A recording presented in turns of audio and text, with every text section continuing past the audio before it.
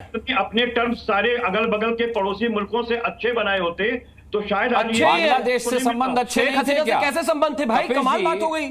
आप लगता है उल्टी किताब पढ़ा है। अफगानिस्तान से व्यवस्था परिवर्तन के बाद और पहले संबंध कैसे थे जानता नहीं है क्या? संबंध थे भारत के। पाकिस्तान की भाषा मत बोलिए, पाकिस्तान की भाषा मत बांग्लादेश से बहुत अच्छे संबंध थे भाई। अच्छे संबंध। आप कमाल की बात कर रहे हैं। अगर आप अच्छा कर दिया और कहा कि बदला लेंगे, साथ खड़े हो गए सारे के सारे। अगर वो तो हिंदुस्तान की कोई गलती नहीं है, तब हाल देखिए कि ऑपोजिशन का क्या है। अगर जरा सा भी कुछ हो जाता ये तो अपनों के ऊपर ही पहले चढ़ना शुरू कर देते हैं। पहली बात 19,000 स्टूडेंट्स थे वहां पर इस समय। हो सके तो मैं आपके पास दोबारा लौटूंगा। कपिल श्रीवास्तव जी, वहां रहने वाले हिंदू भारत की नीतियों की प्रशंसा कर रहे हैं, उन्हें भारत से उम्मीद है, और आप इंटेलिजेंस एजेंसीज को दोषी ठहरा रहे हैं। बांग्लादेश में जो कुछ हुआ उसके लिए भी आप अपने ही देश को निशाने पर ले रहे हैं।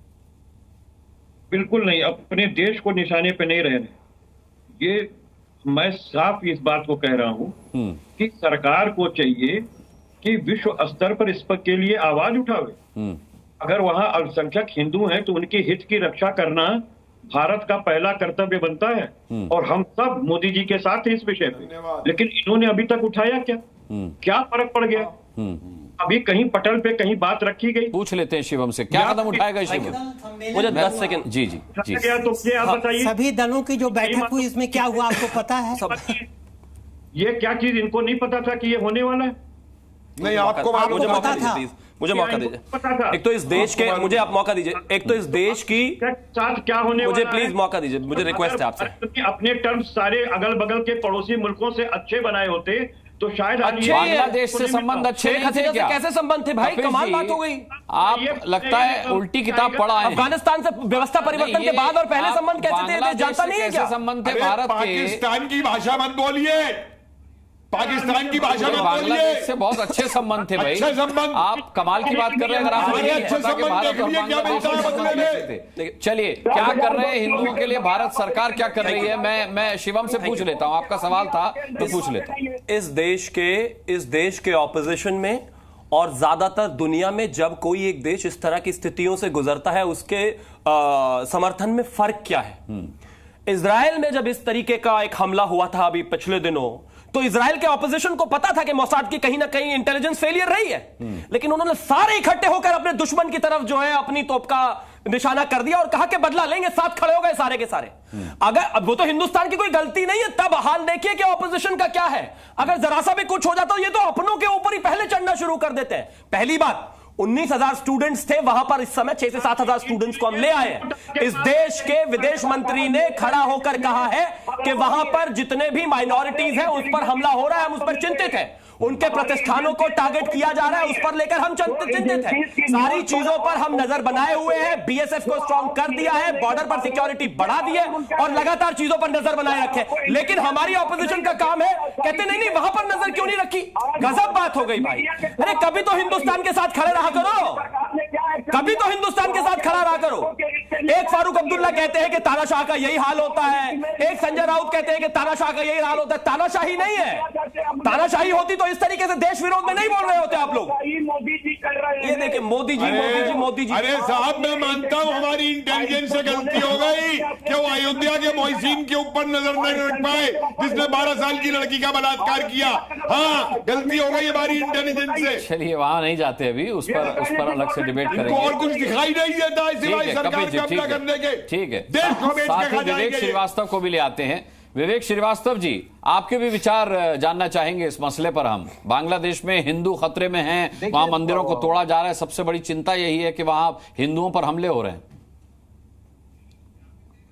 नहीं, पहली चीज तो यह है कि ऑपोजिशन की सभी पार्टियों ने पार्लियामेंट के अंदर, leader of opposition Rahul Gandhi ने भी अश्योर किया है कि गवर्नमेंट के साथ सभी ऑपोजिशन पार्टीज खड़ी हुई हैं।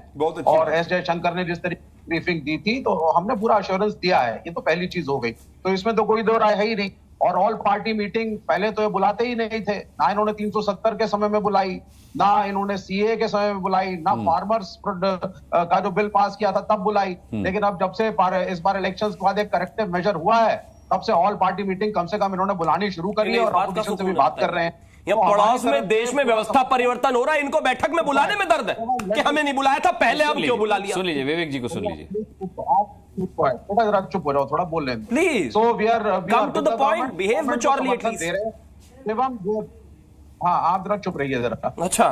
तो ऑपोजिशन पार्टी ने टोटली हम सरकार के साथ हैं, लेकिन हमारी 2-3 शिकायतें जरूर हैं। पहली शिकायत तो यह है कि इस वक्त शेख हसीना हमारे देश में, जनरल साहब ने सही बताया था, 1975 से 1981 तक हमने उनको असाइलम दिया था।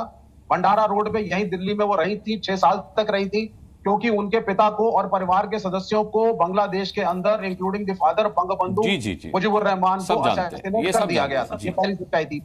लेकिन उस स्टे का एक जो पॉलिटिकल इंटेलिजेंस जो हमारी थी कि कहीं ना कहीं we need a government which is pro India and कहीं ना कहीं we need a leadership in Bangladesh जो प्रो इंडिया हो।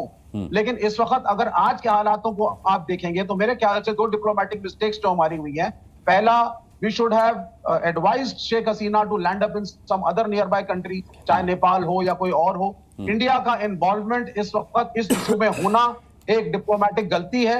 उनको यूके ने, जहां तक मैं जो बात कर रहा हूं डिप्लोमेटिक फ्रेंड्स के साथ, आई थिंक उनको अलाउ नहीं करेंगे। फिनलैंड से उनकी बात एक पॉजिटिव तरीके से हो रही है असाइलम के लिए। तो ये है कि अगर हम एक तरीके से एक अनपॉपुलर लीडर जो इलेक्ट हुई थी बिना ऑपोजिशन के, अनकॉन्स्टिट्यूशनली बाइकॉट किया था पूरी ऑपोजिशन पार्टी ने बांग्लादेश में, स्टूडेंट्स का प्रोटेस्ट, बाद में रिएक्शनरी फोर्सेस उसमें जुड़ी और मौके का फायदा भी उठाया, अराजकता वहां फैली। ठीक है, तो आपके सवाल का जवाब जेके त्रिपाठी साहब देना चाहते हैं, डिप्लोमेट हमारे साथ हैं। जेके त्रिपाठी जी, देखिए श्रीवास्तव जी ने, आपने बहुत चीजें गिना दी कि ऐसा होना चाहिए था, ऐसा नहीं करना चाहिए था।